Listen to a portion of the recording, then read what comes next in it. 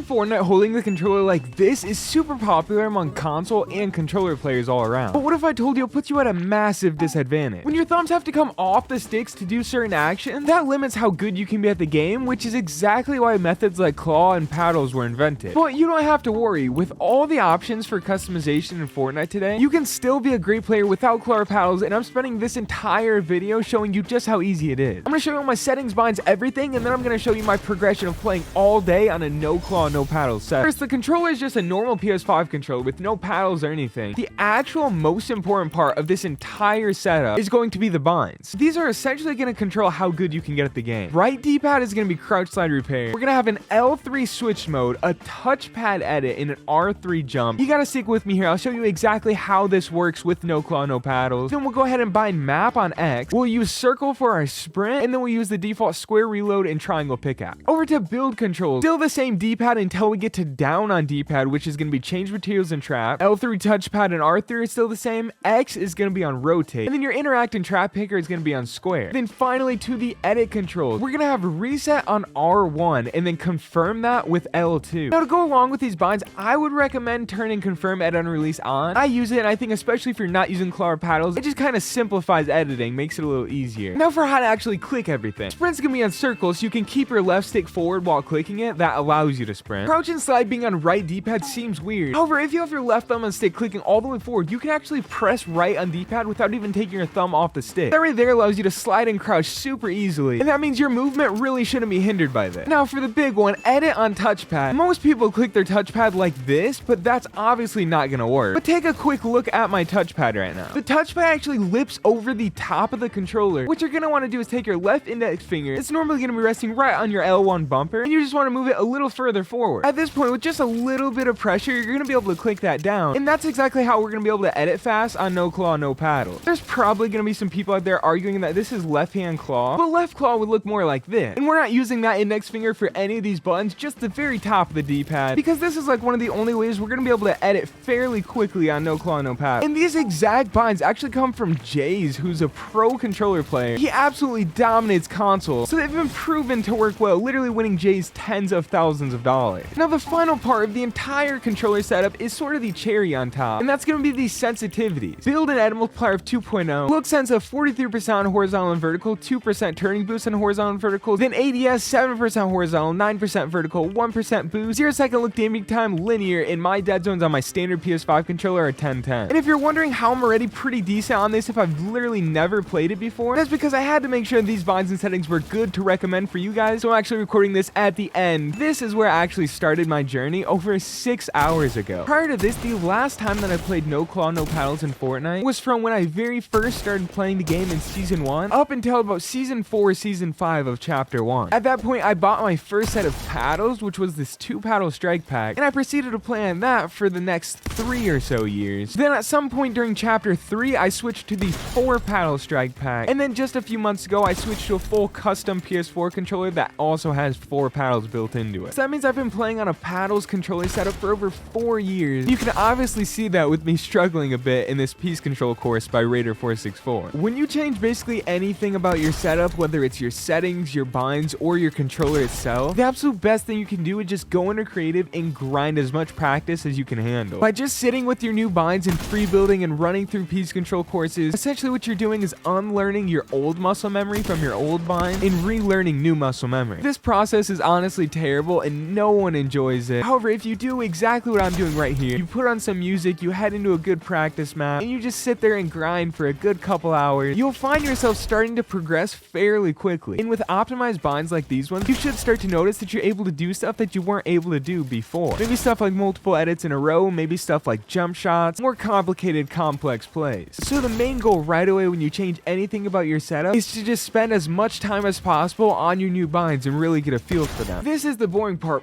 but once you get through that and you feel a little more confident, it's time to get a little more advanced. After spending a good couple hours in those courses, it's time to head over to a realistic free-for-all match in creative where you're gonna fight a ton of other real players. When you're placed in a realistic situation on new binds, you will panic a bit and forget which buttons you need to click, but that is completely normal, and it's why it's important to actually have realistic practice like this before you hop straight into a game. And the good thing about this part of the practice is that it's actually fun to play against these other players, so you don't get quite as bored bored as you do when free building or doing your edit courses, you can actually enjoy yourself. And in this map, you want to spend another good couple hours and really build that muscle memory, especially in those more intense situations. And just like that, only 3 to 5 hours after switching your binds and setup, you should be getting more and more used to them and start seeing some really good progress. Now let me remind you that you will not be perfect at this point. You should be seeing some decent plays now and again, but you're definitely not going to be consistent by this point. You're still going to be messing stuff up, having brain farts, forgetting which buttons to click. That stuff doesn't go away for quite a while, but the good thing is you slowly progress to that point. The more time you put in, the more consistent you're going to be getting, and the fewer mistakes like that you'll see. Now at this point, you can continue in practicing in courses, free building, and these realistic creative fights for as long as you think you need. But once you're starting to see your name towards the top of the leaderboard, it's time to move on to some actual games. Now actual games are even higher pressure and more difficult than creative fights because it's higher stake. If you mess up in the peace control course, it doesn't matter at all. If you mess up in the creative free-for-all, you just respawn and you're back in a fight within seconds. But if you mess up and lose a fight in an actual public game, it's back to the lobby, which is minutes wasted. Hopefully by this point you've put in enough hours and you're comfortable enough to get some good kills and maybe even win a game.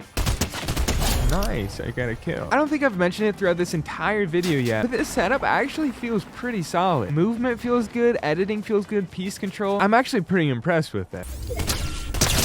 Oh, that's some good. Uh-oh, first build fight on a new bind. Ooh, that was a pretty good setup. Bro, you gotta be kidding me. Let's go. I can feel the higher stakes, the higher pressure. Alright, I'll take it. And in that zone, I did not notice I was in. Let's not crouch walk. I don't know what this guy's doing. I don't know what I'm doing either. I'm nervous. Oh god. 1v1.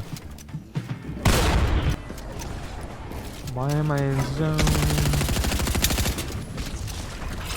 Well, unfortunately, that win didn't work out, but the fact that I even had 4 kills and came close is impressive. In just 6 hours of playing this game, I'm able to progress to a point where I'm free building like this, which is pretty impressive. I'm able to get kills. If I played more, I'm sure I'd be able to get a win. Like, imagine if I practiced like this for an entire week. If you want to see that, make sure to subscribe. You can use my code CARTER2K in the item shop, and I hope to catch you in a future video. Thank you so much for watching.